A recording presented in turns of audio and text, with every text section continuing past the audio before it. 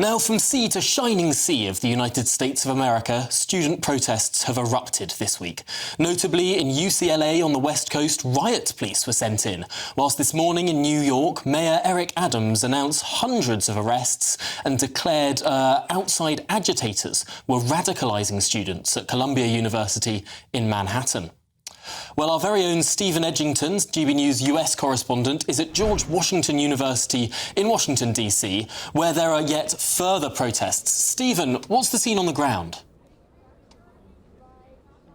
Well, I'm here, as you say, at George Washington University, named after the great founder of the United States. And behind me there is a statue of George Washington, which has been completely vandalised with the words, "was a warmongerer," and even has an Arabic headdress on. These protests have swept across the United States. We haven't seen these kind of protests since 2020 with the BLM riots. In New York, as you mentioned, there have been over 300 arrests. Yesterday, last night, there was violence on the other side of America in California, the University of California.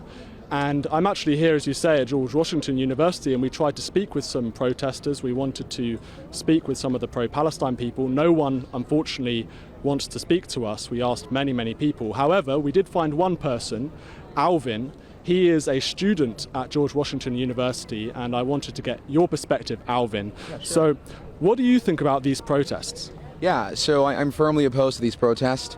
As a matter of principle, I totally support free speech and protest. It is the bedrock of our democracy, our republic.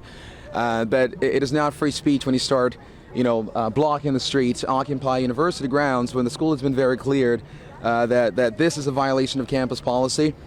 Sure, you have the right to protest, but I also have the right to attend classes freely without you obstructing me.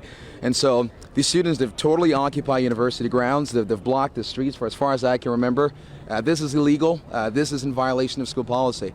Is George Washington a warmonger? Of course not. That's nonsense.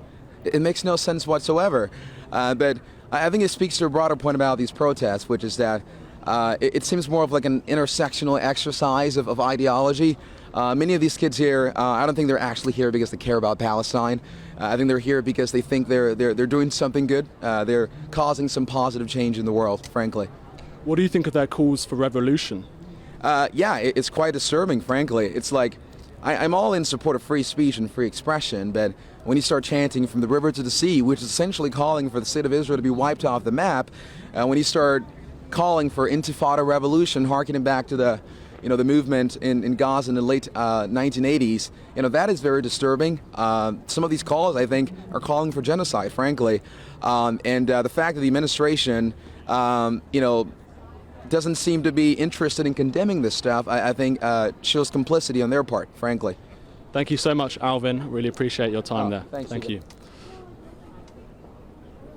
Stephen, it seems that on one level, this is something that is spreading from university to university. In your knowledge, is there a single university in the United States that currently doesn't have some form of occupation? It seems to be a phenomenon that spreads, as you say, to universities across the country, not only in the West and East Coast. You've also got the University of Michigan and many, many institutions. I think wherever you have young left-wing students who are looking to potentially virtue signal or incredibly angry about events in Israel and Palestine, you are going to see these protests spread.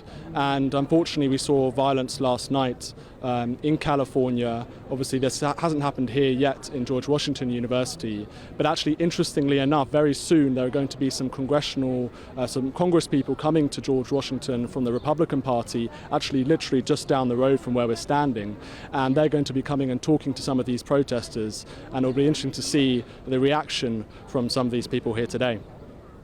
It certainly will, because it does seem that there have been cases whereby it's hard to explain, but it seems that some of these protesters are almost cosplaying, pretending to be the sort of radical protesters that you might have seen in Paris in the 1960s. There are those that occupy buildings in New York and then demand that their various university officials bring them food or water, claiming that their human rights are being breached, forgetting that they're the ones that are occupying a university building. It boggles the mind.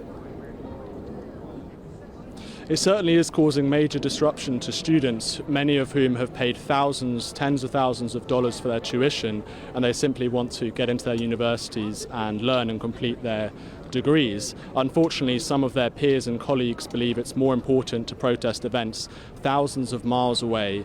A foreign war in the Middle East has taken over American student domestic politics, and it's so interesting as well to see the kind of merging of both the left-wing protesters, the young left-wing people, but also the recent immigrants from the Middle East, particularly from Muslim countries, who have kind of united in their hatred of Israel, in their discussions around calling for a revolution. There's some really extreme language that we've heard here today, actually, from some of the protesters, and I know that many Americans will be concerned about what's going on across the country.